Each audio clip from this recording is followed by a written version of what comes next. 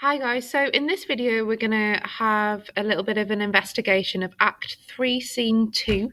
We're going to focus on how Lady Macbeth is presented in this scene, and I'm going to help you to analyse some of the quotations which you should fill in on your grid afterwards. The first quotation we're going to have a look at is, "'Tis safer to be that which we destroy than by destruction dwell in doubtful joy."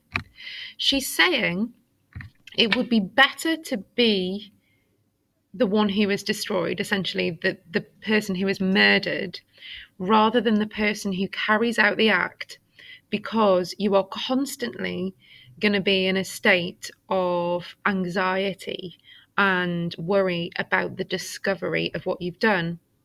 So the question is, how has Lady Macbeth changed? Well, before she said, will not fail. Screw your courage to the sticking place, will not fail.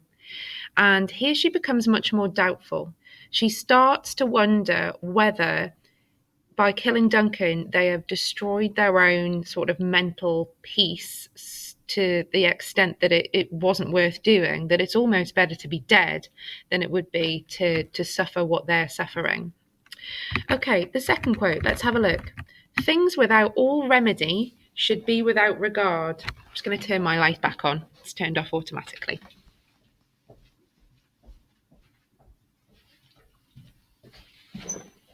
There we go.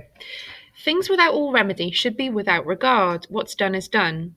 Here she's speaking to Macbeth and she's saying, you need to stop thinking about this. He's worried about Banquo and he feels that they've got to take some action. He's paranoid. But she says, things without remedy, things that you can't control, should be without regard. You shouldn't think about what you can't control. What's done is done. Now, this is someone who previously was in complete control. "I've laid the daggers ready. Leave the rest to me," she said, that I may pour my spirit in thine ear. She wanted to control Macbeth. She wanted to control the murder of Duncan. But here she's saying, we can't control anything anymore. What's done is done. She seems to be stepping back and almost admitting defeat, which shows the effect that the murder has had on her. Okay, there's lots of evidence in this scene that Macbeth is troubled and mentally tortured. And one quotation we're going to look at is, "Full of scorpions is my mind." So look at the word scorpions. What do you associate with the idea of scorpions? A metaphor is being used here. So obviously his mind isn't literally full of scorpions, but perhaps his mind is filled with poison. Perhaps his mind is filled with threat. The idea of a scorpion is to do with the idea of threat, the threat of death, the threat of being poisoned, the threat of being attacked.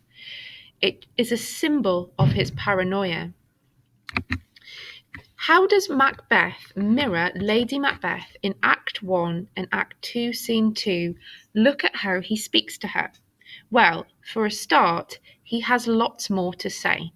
So the length of Macbeth's lines are significantly longer than Lady Macbeth here, which was similar to, it's like a role reversal of Act 1 and Act 2, Scene 2, where they were discussing things. Macbeth tries to persuade and convince Lady Macbeth, and there's things that he is unwilling to talk to her about. He says, be innocent of the knowledge, dearest Chuck.